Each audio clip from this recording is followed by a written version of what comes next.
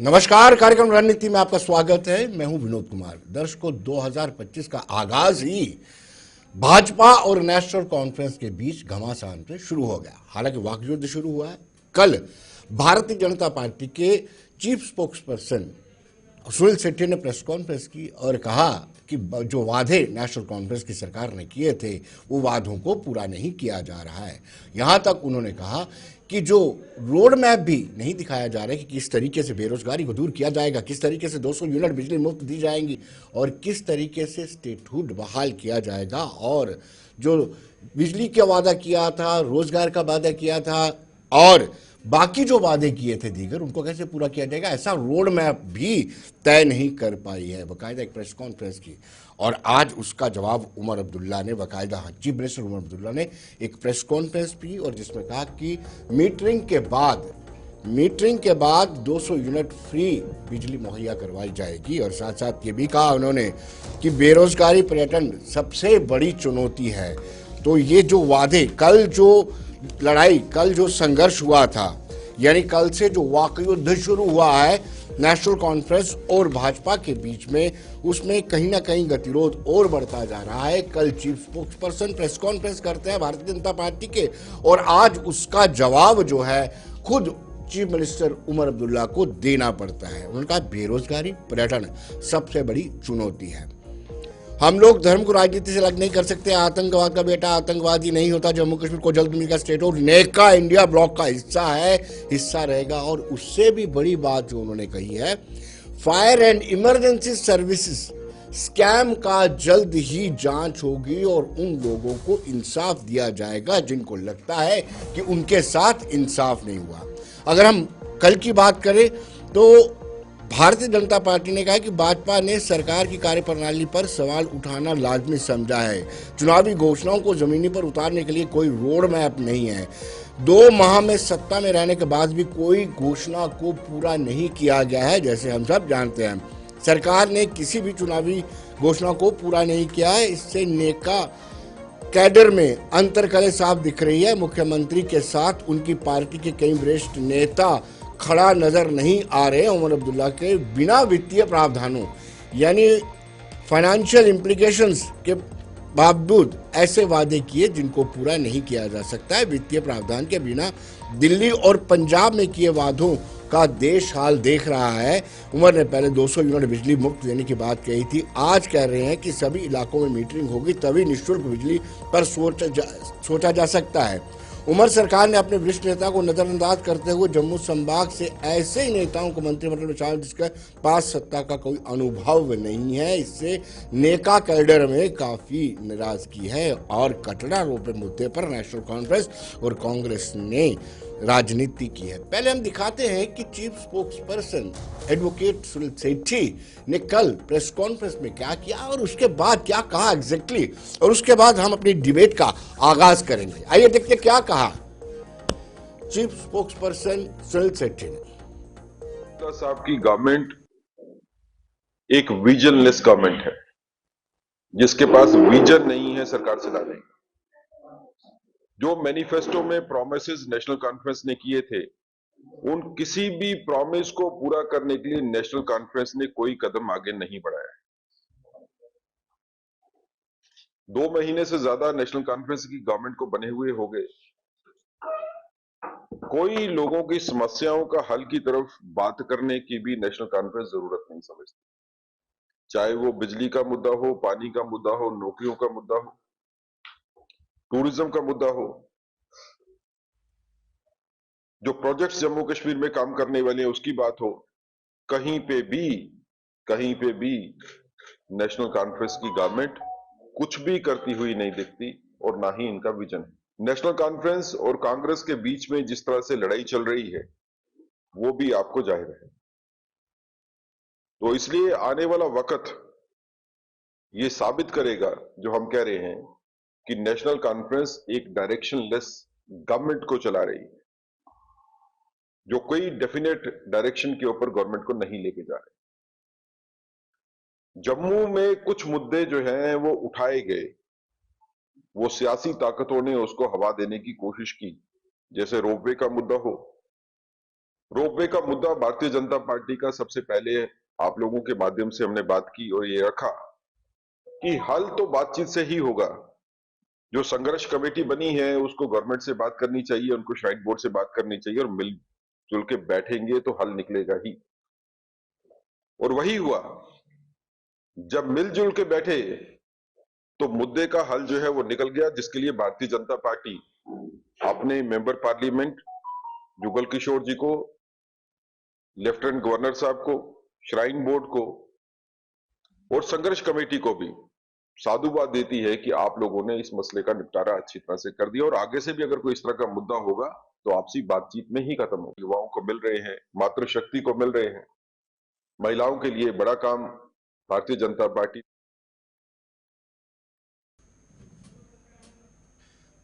तो दर्शकों, आपने देखा कि किस तरीके से एक सोचे समझे राजनीतिक मूव के तहत नेशनल कॉन्फ्रेंस की सरकार को ग्रिल किया जा रहा है।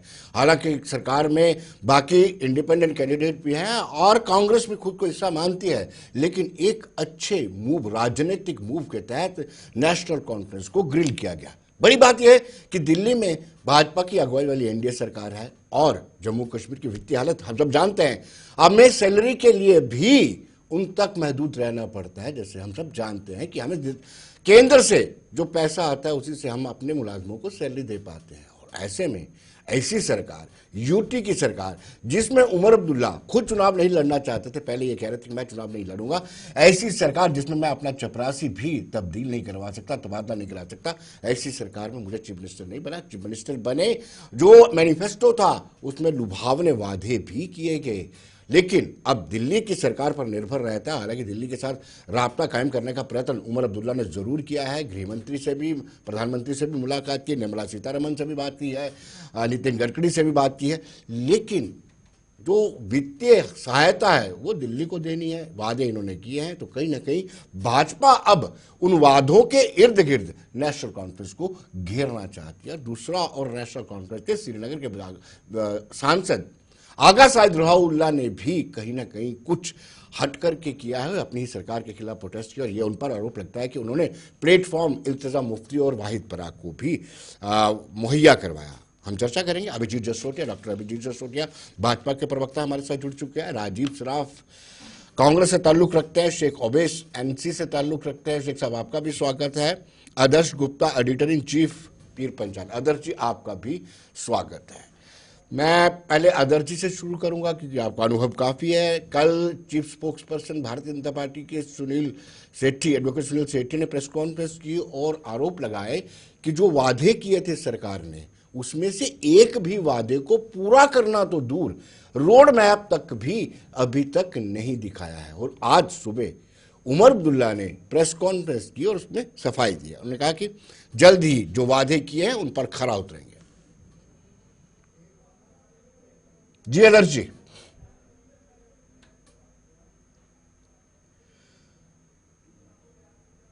मुझे लगता है जी, आदर्श जी मेरी आवाज आ रही है आप तक?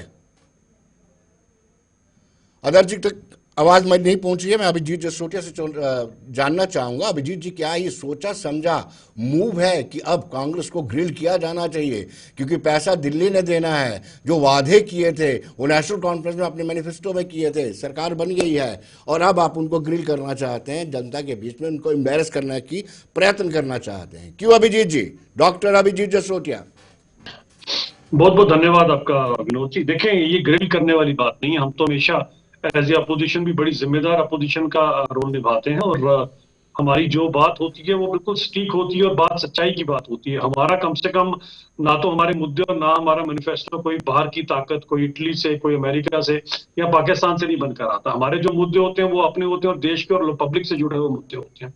जब पब्लिक से जुड़े हुए मुद्दों की बात आती है तभी हम इस लोगों को आगे लेकर जाते हैं। और यहाँ पर मुद्दा आज यही है कि 5-6 सालों में जम्मू कश्मीर कहाँ था और अब आप पिछले 2-3 महीनों से क्या कर रहे हैं, क्योंकि हम कहीं ना कहीं आपसे हिसाब किताब तो लेंगे और एक जिम्मेदार अपोजिशन होने के नाते जो हमारा दायित्व बनता है उसे हम निभाएंगे। हम आपको एक आंख से नहीं देखने देंगे जैसे आप देखते रहे।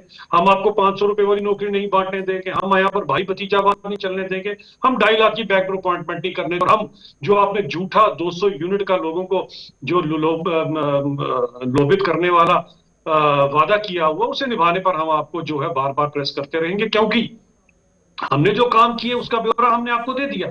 हमने आपको बताया कि लाखों के हिसाब से नौकरियां, मैं हजारों की नौकरियों की बात नहीं कर रहा हूं। चाहे वो 42,000 की वो नौकरी है जो पूरी तरह से लोगों को दी गई है, लाखों के हिसाब से 7.9 लाख के करीब वो हैं जो सेल्फ एम्प्लॉयमेंट में लोगों ने अपने काम किए हैं, और इसी तरह से हजारों नौकरी हैं जो इंडस्ट्रियलाइजेशन के कारण। टोटल मैंने जब काउंट लगाया था अपनी प्रेस कॉन्फ्रेंस में, तो 8 से 9 लाख के करीब थी जो पिछले 5-6 सालों में यहाँ पर एम्प्लॉयमेंट जनरेशन हुई है। और आपने भी जो 1 लाख एम्प्लॉयमेंट की बात की उसमें से अभी तक कुछ निकलकर सामने नहीं आया है। तो हम तो आपसे पूछेंगे, क्योंकि आपने जब अपने मैनिफेस्टो में लगा, और अगर पहली बार, खैर नेशनल कॉन्फ्रेंस ने यहाँ पर पहली बार अपना मैनिफेस्टो बनाया, खैर इसके लिए भी मैं उनको मुबारक देना चाहता हूँ कि आज तक तो उनको जरूरत ही महसूस नहीं हुई कि हम मैनिफेस्टो भी बनाना चाहिए लोगों के बीच में। उनको लगता था बस हमारा ही है और हमारा ही रहेगा, लेकिन अब मजबूर हो गए बेचारे बनाने में।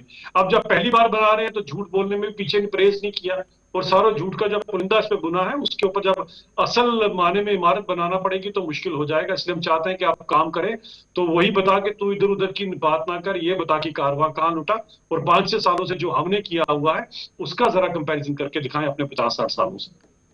शेख उवैस साहब से जानना चाहते हैं, ये जो वाक युद्ध शुरू हुआ है, कल सुनील सेठ था कि आज उमर अब्दुल्ला ने बाकायदा प्रेस कॉन्फ्रेंस की और उन्होंने कहा कि हम पूरे वादे निभाएंगे। क्या आपको लगता है कि इसमें राजनीति हो रही है? जुमा जुमा 2 महीने में कौन कैसे और कितने वादे पूरे कर सकते हैं? क्या आपको लगता है कि भाजपा राजनीति कर रही है? शेख उवैस। आपका आदाब, और जो पैनल में भी है इनको भी मेरी तरफ से आदाब, सलाम और शुक्रिया आपने मुझे शो पे बुलाया। रही जी अभिजीत भाई की बात, तो इनके बातों से ही एक सस्ती सियासत की वो बू आ रही है कि इनको लगता है कि जम्मू कश्मीर की जनता ये नहीं जानती कि आप लोगों की ये जो गंदी सियासत, अभी तक आप लोगों ने बिजनेस रूल्स प्रोवाइड नहीं किए। कंट्री के प्राइम मिनिस्टर, होम मिनिस्टर ने वादा किया लाल चौक से भी और देश के ऐवान से भी, जिसको हम टेंपल कहते हैं देश का, वहां से स्टेटहुड का भी। आप जम्मू कश्मीर के लोगों को, ये आप नेशनल कॉन्फ्रेंस को तंग नहीं कर रहे हो अभिजीत जी, मैं आपके माध्यम से ये बात आगे तक ले जाइए, ये आप जम्मू कश्मीर के अवाम को तंग कर रहे हैं। आप इनका वो उसको बोलते हैं नफ्स चेक कर रहे हो। आप लोगों ने 370 जो 35 है जो आप लोगों ने वो गैर आईनी तरीके से जम्मू कश्मीर के लोगों से वो छीना, वो जख्म अभी भी वहीं के वहीं है। आपको अगर सच में जो जैसे मोदी जी कहते हैं कि हमको दिल की दूरी और कश्मीर की वो दूरी खत्म करनी है, ये जो सस्ती सियासत आप लोग कर रहे हो, इसको आप मेहरबानी करके, ये कोई सियासत नहीं कर रहा हूं मैं आपको as a not just a National Conference spokesperson, as a youth of Kashmir मैं आपको कह रहा हूं, ये सस्ती सियासत बंद कीजिए। आप जनता को राहत पहुंचाने की कोशिश कीजिए। आप जनता के जो आप लोगों ने जख्म दिए, आप उन पे मरहम लगाना सोचिए। आप ये कॉस्मेटिक सर्जरी करके चीजें आप कर रहे हैं, जहां पे आपने लोगों की आवाजें बंद रखी थी, लोगों को घरों में बंद रखा था, जिसमें तो आप लोगों ने बख्शा नहीं। जो देश का झंडा लेके आगे होते थे आप लोगों ने तो उनको भी बंद कर दिया।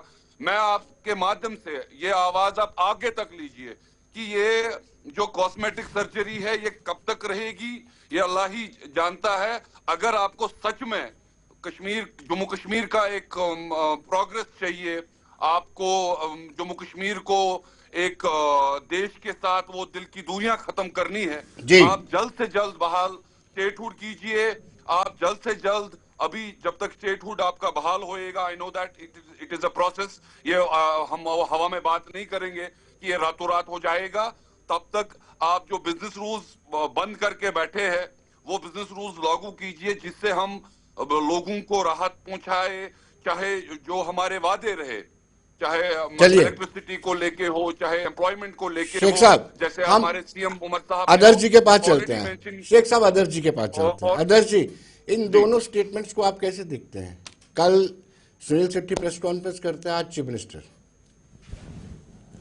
जी आदर्श जी। विनोद जी, बहुत बहुत धन्यवाद। जी। मैंने अब बहुत देर इंतजार किया लोगों ने कि हमें अपनी सरकार मिलेगी, इलेक्शंस आएंगे, और इलेक्शन में नेशनल कॉन्फ्रेंस जीती, लेकिन हकीकत यह है कि यहाँ सियासत जीत रही है। ना नेशनल कॉन्फ्रेंस जीती, ना भारतीय जनता पार्टी हारी, ना जीती। सियासत चल रही है। 2 महीने हो गए अभी वहां पे हुकूमत बने हुए, और ये कहते हैं कि 2 महीने में अलादीन का चिराग निकाल के सारा मैनिफेस्टो का लागू किया जाए। वो किस तरह से हो सकता है? आज प्रेस कॉन्फ्रेंस में जिस तरह से चीफ मिनिस्टर ने बात कही है, एक बहुत अच्छा स्टेप है उनका। उन्होंने कहा जो कुछ मैंने पीछे से नहीं सीखा, जो मेरी गलतियां थी, उसे मैं दोहराना नहीं चाहता, वो सब चीजें मैं नहीं करना चाहता। सबसे बड़ी गलती तो उसकी यही थी कि वो करते रहे कि मीडिया से इंटरेक्शन नहीं होता रहा। उन्हें सबसे पहला आज मीडिया के साथ इंटरेक्शन किया। और यहाँ भारतीय जनता पार्टी में जो हमारे मित्र हैं, लेकिन मुझे दुख से कहना पड़ता है कि इन्होंने एक 5 स्टार कल्चर अडॉप्ट कर लिया ना, अपने हेडक्वार्टर में बैठ के वहीं से एक प्रेस कॉन्फ्रेंस कर रहे हैं और रोज के रोज नई स्टेटमेंट दे रहे हैं। अरे भाई, प्रॉब्लम है बिजली की, प्रॉब्लम है पानी की, तो सड़कों पे तो आइए ना, जरा बात तो कीजिए। पहले तो आप सड़कों पे आते थे, निकल नहीं आएंगे। क्यों नहीं आएंगे? क्योंकि अगर एक उंगली इनकी तरफ भारतीय नेशनल कॉन्फ्रेंस की तरफ उठाएंगे तो इनकी तरफ भी उठेगी, क्योंकि यूटी है ये। और इस वक्त आपको पता है, आज जिस तरह से उमर अब्दुल्ला ने कहा है कि मुझे समय लगा है कि ये जानने के लिए कि इस यूटी में मेरा क्या रोल है और उसका गवर्नर एलजी का क्या रोल है, उनकी पावर क्या है, इसका है, वो समझने में भी समय लगा है।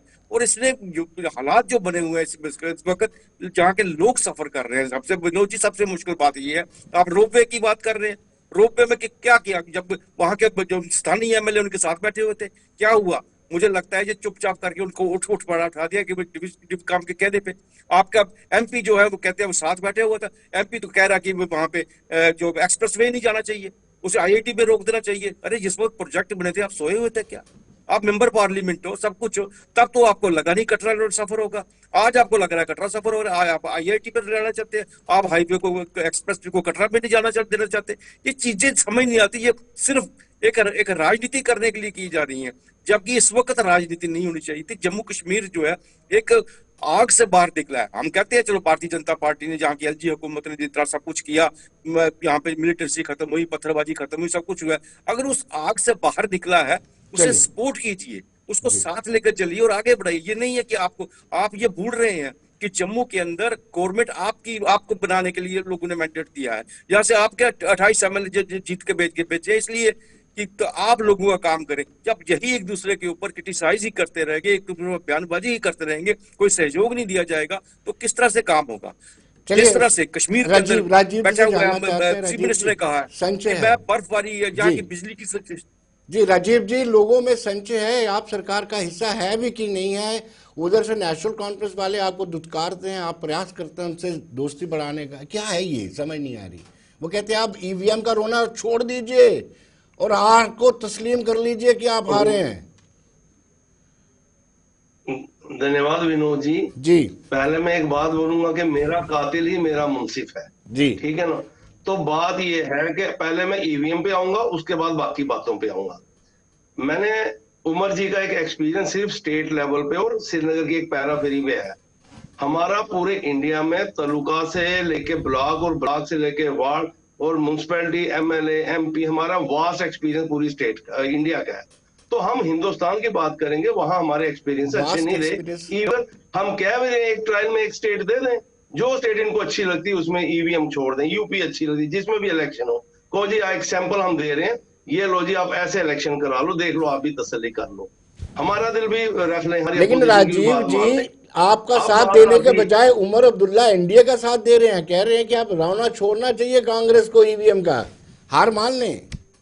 सर मैं कह रहा हूँ सर, उनका अपना एक्सपीरियंस है, हमारा अपना एक्सपीरियंस, हम तो अपना एक्सपीरियंस मतलब जिसके जिसमें दर्द है वो अपनी बात करेगा, डॉक्टर की बात सुनेगा जी। वो तो अपना रोना रोएगा ना कि हमारे सीने में दर्द है, हमारे पेट में दर्द है, हमारे सिर में दर्द है।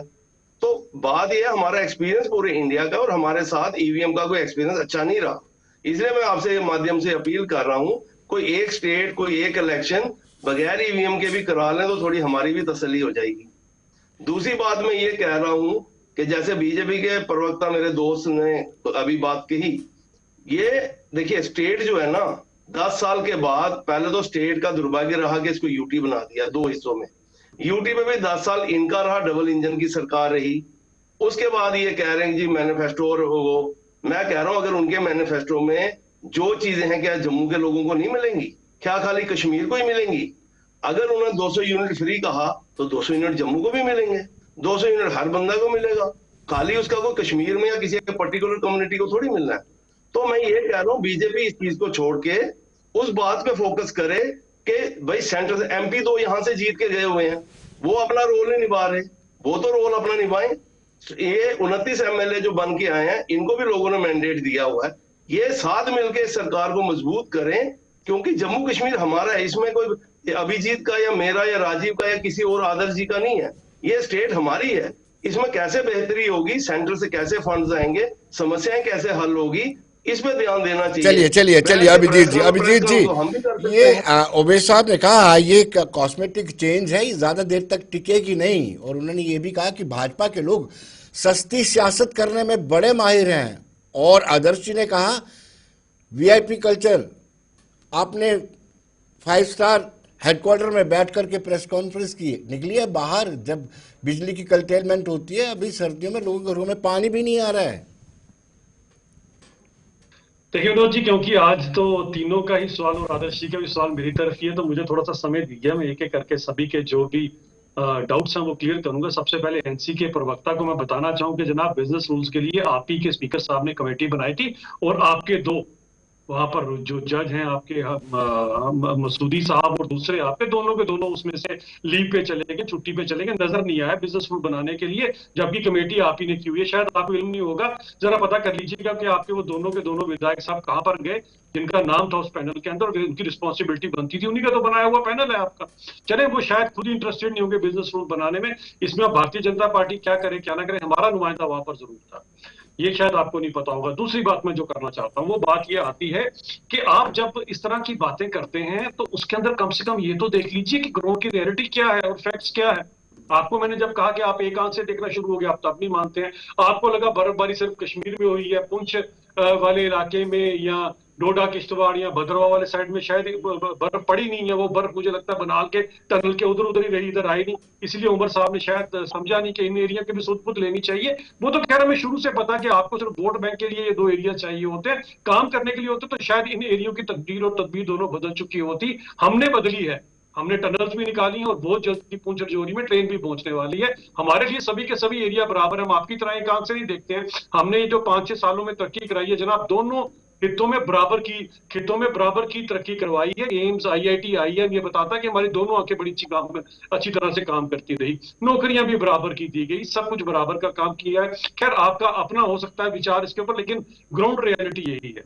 और जो आदर्श जी ने कहा, आदर्श जी ऐसा है कि अगर आपने कुछ करना है ना, कहते हैं पूत के पांव पालने में दिख जाते हैं कि आपने तरक्की करनी है कि नहीं करनी है, यहां से पता चल जाता है। आप कहते हैं इनको समय देना चाहिए, समय बड़ा है जी, हमारे पास पूछिए, ये डे 1 से हमारे पीछे जब होते थे, कहते थे जी हालात सुधर नहीं रहे, कहते थे जी पत्थरबाजी खत्म नहीं हो रही, कहते थे जी ये सब कुछ नहीं हो गया। 5-6 सालों में हमारे पास कौन सी जादू की छड़ी थी आदर्श जी, जो 30-35 साल से इन्होंने यूनिफाइड कमांड को हेड करते हुए जो हालातों का बेड़ा गर्क किया, हमने कैसे 5-6 सालों में ठीक कर दिए? क्योंकि हमारी इच्छा शक्ति थी, हमारा मन था लोगों का सबका साथ सबका विकास की बात करने का, इसीलिए हमने ये सारे के सारे काम किए, और हमने दोनों के दोनों एरियाज को प्रॉपर अपनी जो तवज्जो देने के बाद आज आपके सामने ही वो तरक्की हुई है। बिजली की आप बात कर रहे हैं, मैं बिजली के लिए जरा क्लियर कर देना चाहता हूं कि कई सारे आदर्शी गांव ऐसे हैं 60-70 साल बाद, अनंतनाग के कई ऐसे गांव हैं जहां से इनके विधायक जीत जीत कर आते हैं, जिन्होंने पहली बार थॉमस अल्वा एडिसन का बल्ब देखा है।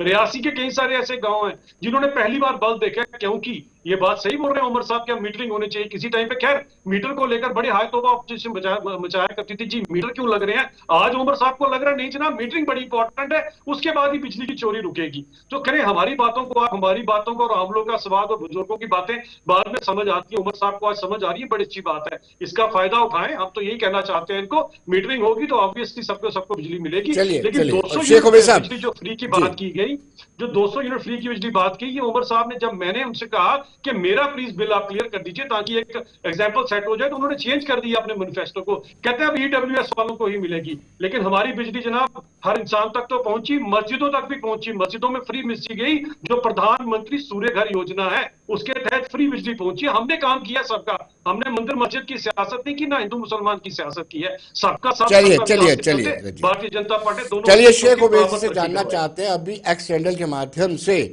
ब्रिगेडियर अनिल गुप्ता उनका ये कहना है कि ये आधारहीन प्रेस कॉन्फ्रेंस थी जो उमर अब्दुल्ला ने रिसेंटली अभी अभी की है। उन्होंने कहा कि होम डिपार्टमेंट को छोड़ करके सारे के सारे महकमे सरकार के पास हैं और सरकार की माली हालत उनको मजबूर कर रही है कि जो वादे किए थे वो पूरा नहीं कर पा रही है। जी जी, आपने शो में ही स्टार्टिंग में ही इस चीज का खुद से आपने आंसर दिया कि सेंटर पैसों को लेके जो जम्मू कश्मीर के जो फंड्स को लेके वो बैठे हैं कि सैलरीज तक हमारे जो विधायक थे अभी तक उनको मिली नहीं थी। अभी अभी उनकी पहली सैलरीज रिलीज हुई है। ये हो गया एमएलएज का हाल। अब जब ये एमएलएज का होगा तो आप लोगों का भी हाल समझ सकते हैं कि इन लोगों का हाल क्या किया है। अभी जी की बातें मुझे बड़ी अच्छी लग रही है, सुनने में बड़ी वाहवाही है इसमें बीजेपी की। ये वही इन्होंने यहाँ पे 10 साल पहले तो पीडीपी के साथ इन्होंने सरकार चलाई, फिर एलजी शासन जो अभी भी चल रहा है इनका, इन्होंने प्रॉमिसेस किए थे 1 लाख जॉब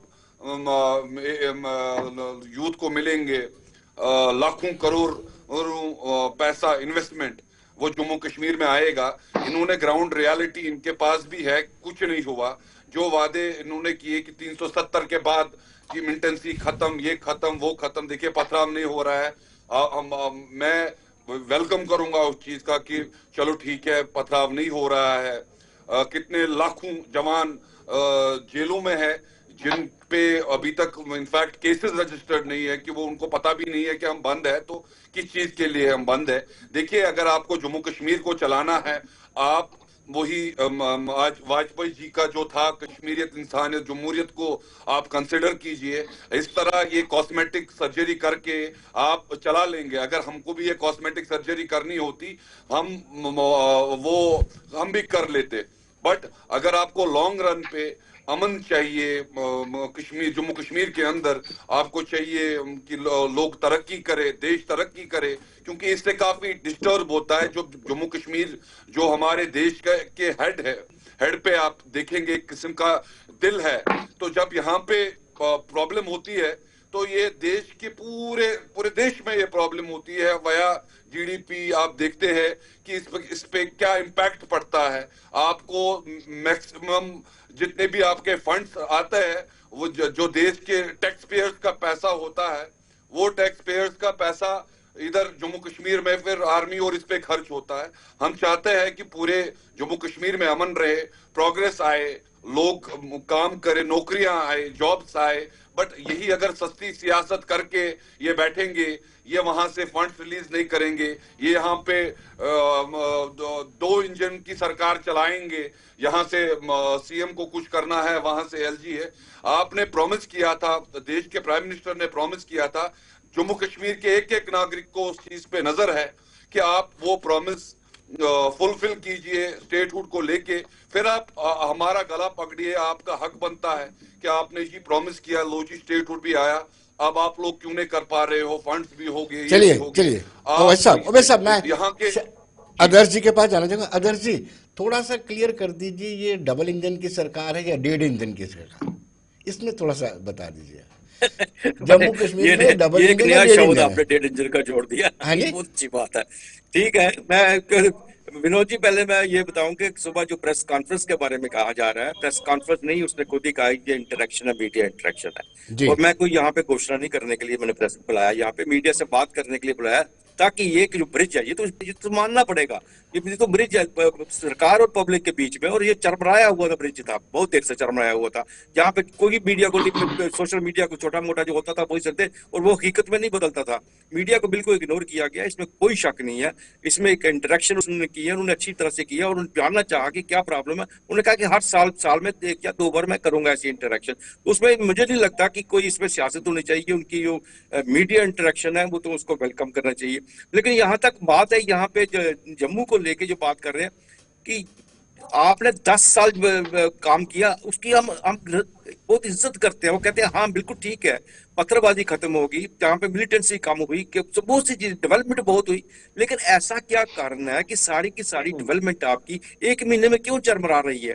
क्यों आप इतने इतने बड़े जो आप वादे कर रहे हैं, दावे किए हुए हैं, ये हमने किया, वो किया, क्यों चरमरा रहा है? लेकिन जब जम्मू के अंदर, बार बार हम यही कहते हैं, जम्मू के लोगों ने भारतीय जनता पार्टी पे भरोसा जताया है और भारतीय जनता पार्टी को जब भी कुछ करना है, अब लोग उम्मीद लगा वजह से यहाँ पर था।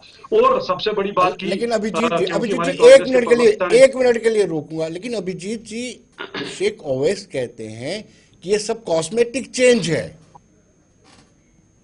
जी जी। जनाब, अब कॉस्मेटिक चेंज वो 50-60 साल का था या ये है? कॉस्मेटिक चेंज ये थी कि वो 4 चिनार में से 3 पीछे बचे, करोड़ों रुपए आपने डल के नाम पर लिया, वो खत्म हो गए बेचारे, वो वापस हम ही लेकर आए। अब आपको लगता है वो चिनार भी कॉस्मेटिक चेंज से आए? वो 2.5 लाख टूरिस्ट जो है वो भी कॉस्मेटिक चेंज से आए? जरा जेके बैंक का डाटा निकाल कर देखिएगा, कितने सारे लोग थे जिनका न्यू रिपोर्ट एनपीए हो चुके थे, आज सभी के सभी ने अपने होटलों के पुराने कर्जे चुकाकर नए होटल खड़े किए हैं। G20 भी कॉस्मेटिक चेंज से आया होगा फिर मेरे हिसाब से आपके यहाँ पर। ये जो पिछले इतने साले काम हुआ, आपको पता है फार्मूला 1 की रेस भी हुई, वो भी कॉस्मेटिक से हुई होगी। यहाँ पर इतना कुछ यहाँ पर किया गया, वो आपको कॉस्मेटिक नजर इसलिए आएगा क्योंकि आज से 5-6 साल पहले जब आपके हाथ में हुकूमत थी तो कॉस्मेटिकली सब कुछ किया जाता था। अगर कॉस्मेटिकली आपने ना किया होता तो आपको पता होता मैनिफेस्टो किसको कहते हैं। मैनिफेस्टो नाम की किताब आप पहली बार ना देखते। हमने जो काम किया वो लोगों को कर दिया, लोगों के बीच में हमने लोगों की बात की हुई है। और एक बात आती है, बड़ा अच्छा राजीव जी जो शेर पढ़ रहे हैं, उन्होंने आधा अधूरा शेर पढ़ा है, मैं पूरा पढ़ देता हूं कि मेरा कातिल ही मेरा मुंसिफ है, क्या मेरे हक में फैसला के देगा।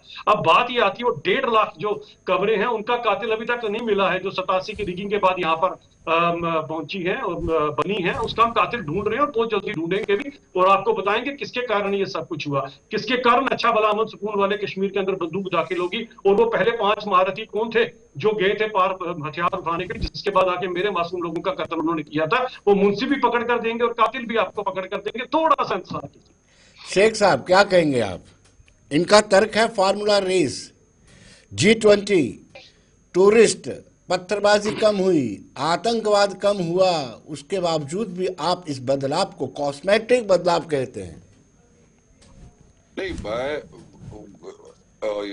ये कह रहा हूं कि ये जो कॉस्मेटिक सर्जरी इन्होंने कर रखी है, इसको अगर ये सच में जेन्युइन सर्जरी जिसको कहते हैं ये करना चाहते हैं, तो ये जम्मू कश्मीर का जो मैंडेट है उनको धोखा ना दे, उस मैंडेट की ये इज्जत करे।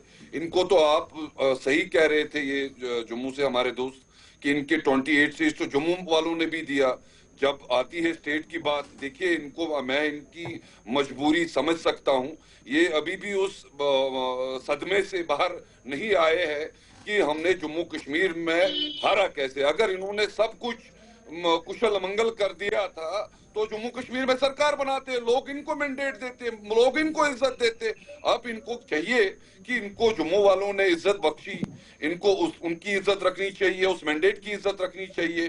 कश्मीर में लोगों ने नेशनल कॉन्फ्रेंस को, जम्मू में भी आपने देखा कि अगर हम 2 आंखों से, एक ही आंख से देखते हैं तो हम जम्मू से हमारा डिप्टी सीएम नहीं बनता।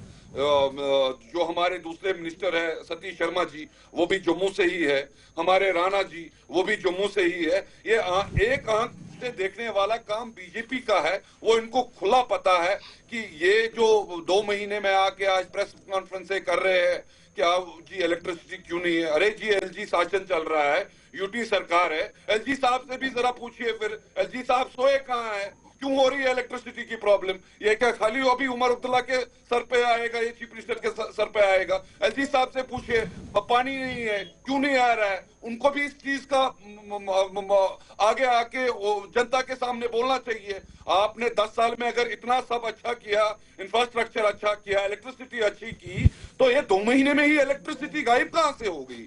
ये 2 महीने में ही पानी कहां से खत्म हो गया? ये 2 महीने में ही लाखों रोजगार जो आपने वादे किए थे, ये लाखों जवान बेरोजगार कैसे हो गए? अभी जी ये सस्ती सियासत बंद कीजिए।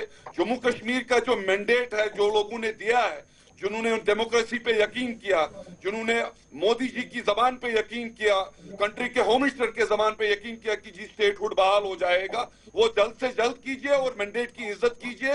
ये सस्ती शायरी और ये सस्ती पॉलिटिक्स ये बंद कीजिए। ये वल्लाह मैं कह रहा हूं आपको कि मैं जम्मू कश्मीर का एक यूथ होके बोल रहा हूं मैं आपको, it is not going good on the ground. Don't provoke them any more. give them the treatment what the prime minister of the country has promised कि हमें दिल की दूरी, हमें दिल के जो जख्म है इधर उन पे मरहम लगाना है, उस पे आप जेन्युइनली काम कीजिए। चलिए अदर जी आपको आता हूं, लेकिन पहले अभिजीत जी कुछ कहना चाह रहे थे। जी अभिजीत जी। देखिए, आपको लगता होगा इन सब बातों का, बुरा आप मना रहे हैं, देखिए बुरा ना मनाइए, सियासत है। सच्चाई अगर आपको आईना दिखाया जाएगा, और सच्चाई वैसे भी कड़वी होती है, जो सच्चाई कड़वी होती है ना, ये कहीं ना कहीं डायबिटीज की दवाई की तरह होती है, जो ये भ्रष्टाचार नाम की डायबिटीज को दूर कर देती है, जिसे 5-6 साल से हमने पूरी तरह से दूर करने की कोशिश की।